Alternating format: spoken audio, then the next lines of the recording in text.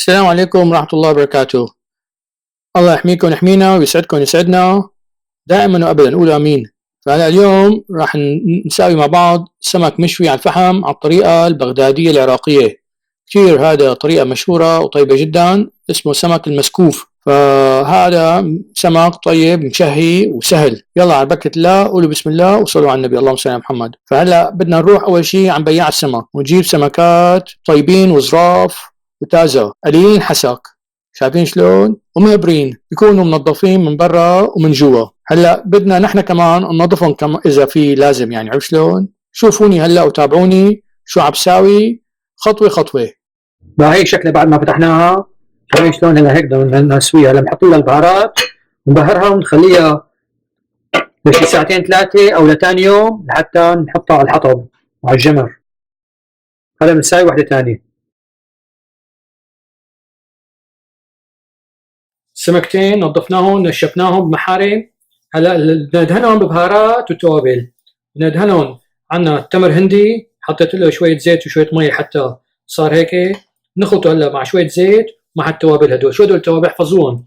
هي ليمونه مجففه طحنتها، خلطت معها كركم، زنجبيل، فلفل احمر حد، بابريكا، وفلفل مدخن او بابريكا مدخنه، سموكت بابريكا اسمها، وملح وفلفل وسبع بهارات. لهن ساويتهم كلهم، ريحتها حلوه كثير صارت.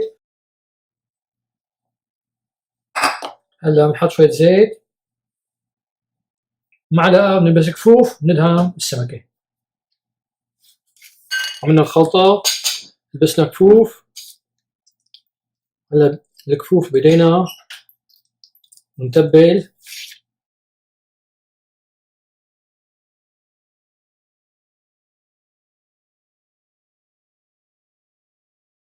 هلا بنحطهم كيس ومغطيهم، نحطهم بالبراد. بعدين بنحمي بيت النار بالحطبات حتى يصيروا جمر، وبنحطهم، نرجيكم شلون تحطوهم قدام الجمرات عشان يستووا. بالوقت هاد خلطت شوية زيت وحمض ليمونة كاملة مع 4 أو 5 فنان توم. هاي عندي هدول، أنا هي مشبكة، شايفين المشبكة ما أحلاها؟ هاي بدنا نوقفها هلا جوا على الفحمات. هاي السمكة واحدة منهم ناخذ هلا ونفردها. بعد ما دهنت هدول، انا ليك عندي هي محرمه، هاي دهنتها بشويه زيت ودهنت الشبكه. فهلا عندي هاي هيك، شايفين؟ هلا بنسكر الشبكه عليها ونحط. فهي السمكة وياك. هاي بيت النار او فراي بليس، حاطين فيه حطب، واذا بدكم حطب مثلا ليمون، حطب تفاح او سنوبر بيصير. وهي السمكات حاططهم انا هون، وحده وتنتين، شي 45 دقيقه. هي السمكة يوم. بعد شي 20 25 دقيقه بندهنهم شويه زيت وثوم وحمض، اللي انا سويت الخلطه ارسل لكم اياها.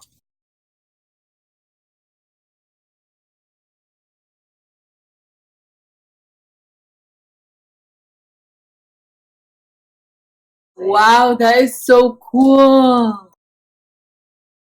هلا بعد 45 دقيقه حطيتها على الفحم مباشر على ظهرها شي 3 4 دقائق. قمناها من على الفحمات، حطيناها على صينيه، زيناها بورق اخضر وليمون شرحات وبندوره شرحات كمان. شايفين شلون؟ ما احلاها. ان شاء الله تجربوها بيتكم تعجبكم، تدعونا. واحلى سمك على الفحم او سمك مسكوف بالعراق او ببغداد. ولا تنسونا من الشير واللايك والسبسكرايب. الدعاء اللي عنده سؤال يبعث لي على اليوتيوب. السلام عليكم ورحمه الله وبركاته.